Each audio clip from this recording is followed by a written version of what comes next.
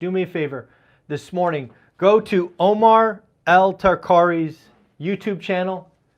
If you want, give that video a watch, and please let him know you came from One Rental at a Time. He did me a favor. He said yes to my crazy idea. A lot of content in the entrepreneur space is just that. Be an entrepreneur. Go all in. Burn the boats. And Omar was gracious enough to have me on his show to talk about W-2 employees. Sure, the upside of a W-2 employee is not as great as an entrepreneur that hits it. But if we want to talk about certainties or probabilities, I believe it is without question W-2 employees have the best chance. I want to make this known, I want to celebrate this, and I want to encourage it. So, if you could do me a favor, go to Omar's channel this morning, watch that video, give it a thumbs up, subscribe, whatever you want to do, and please leave a comment saying you came from One Rental at a Time. I believe that will help the video, it will help Omar, and it will help you and I get this message to more people. W-2 employees, you have the power to have your job fuel your freedom. And in order for more content creators to have me on their show, we have to show the power of the brand in the story. So again, Omar, if you ever watch this, thank you for allowing me on the channel. Thank you for making some content for W-2 employees. I believe W-2 employees dominate the market, and we never talk to them. So again, one last time, go to Omar's channel, subscribe, like the video, watch the video, leave comments, tell me what you think. I would greatly appreciate it. Next, funny enough, sometimes you just don't know how timing works out. So as you all know, I'm trying to train for a marathon, so I did a 9-mile run yesterday, and I went ahead and plugged in Ed Milet and Andy Frisella. Andy Frisella from 75 Hard fame, Ed Milet, one of the largest podcasters out there. Right in the beginning of their video, they said the quiet part out loud. I have never heard this before. This is the quiet part. I believe it was Ed that said this. Folks, we need to talk. If you look at the pool of entrepreneurs, only about 7 to 8, so we'll use 8%. 8% of folks are wired to be entrepreneurs. That's not the important part. The next is the important part. Only 1% of those will be a millionaire. So let's just do some math together. If Ed is right and it's 8% are entrepreneurs and 1% of that 8 is successful, this is how the math works. You ready? 1,000 people. 80 people are entrepreneurs. 0.8 are successful. Folks, we have to round up to get one successful entrepreneur, and in this case, success is $1 million. So I ask you, 1,000 people, you subtract 80, we are left with 920 people. Those 920 people are W-2 employees. I ask you, how many of those can earn $1 million over time? How many of them could get there? The answer, of course, is a heck of a lot more than 0.8. I don't know what the numbers are. Maybe leave a guess below. If the pool is 920, how many W-2 employees could eventually get to $1 million? I don't know. A couple hundred, easy. So again, W-2 employees are not celebrated. We are talked down. We are meant to believe that the job is this anvil, that we work for the man and all that nonsense. Screw that. Use your job to get free.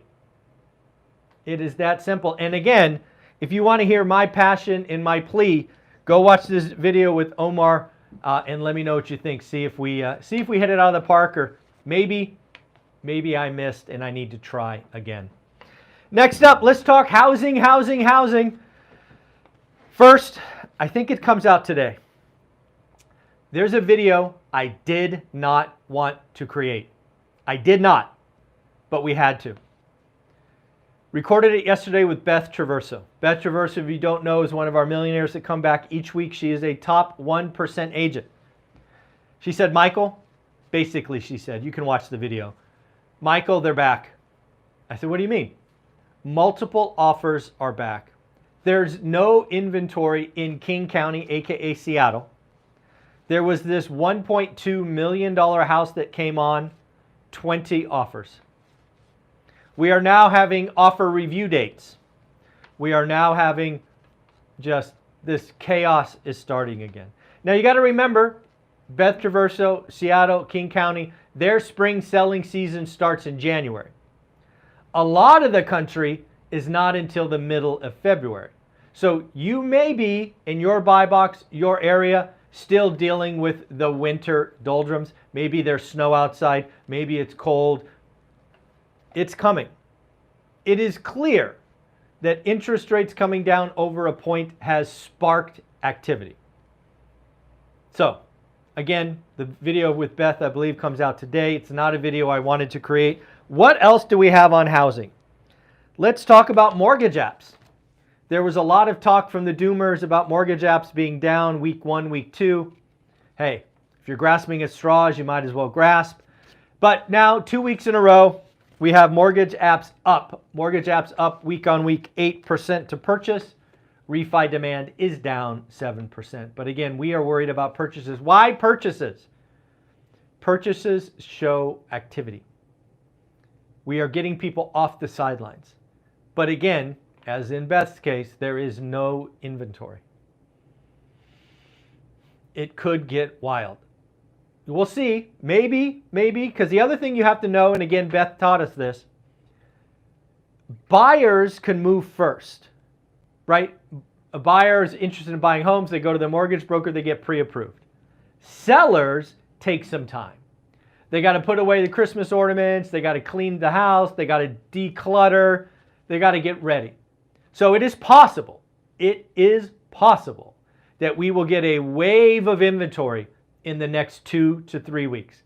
Possible. Probable? I'll let you be the judge. Other housing updates. What else do we have? Oh, how about the Compass CEO? Obviously, he's a real estate CEO, so what's he supposed to say? It's always supposed to be rosy, I am sure. But he did say the housing market is poised to rebound after a buyer strike in Q4. I think it's cute when, real estate CEOs come out and all are rosy. But again, I wanted to go back to something I said a couple of weeks ago. I do believe housing is coming off a bottom that will be positive for GDP. Now, again, it won't be crazy. We're not going back to 6 million. But any increment up, we go to 4.2, we go to 4.4 million existing home sales. That's additive to GDP.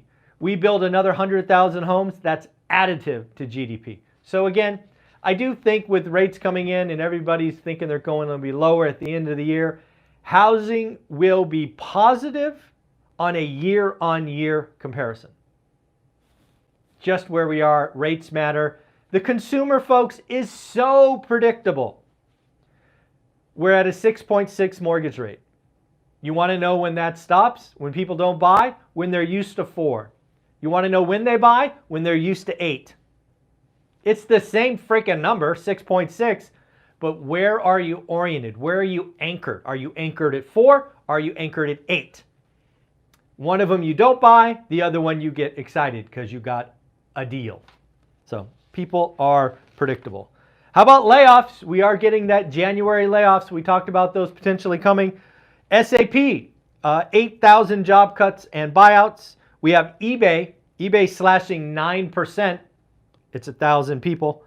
We did get Chipotle, I think, saying they want to hire 18,000. I think I saw that this morning. I didn't write it down, so my numbers might be off. And we are also getting a lot of traditional news publications whacking headcount. I think I saw a note about Sports Illustrated earlier in the week. Now I see LA Times slashing 20%. This is just a sign that we have had enough with traditional media.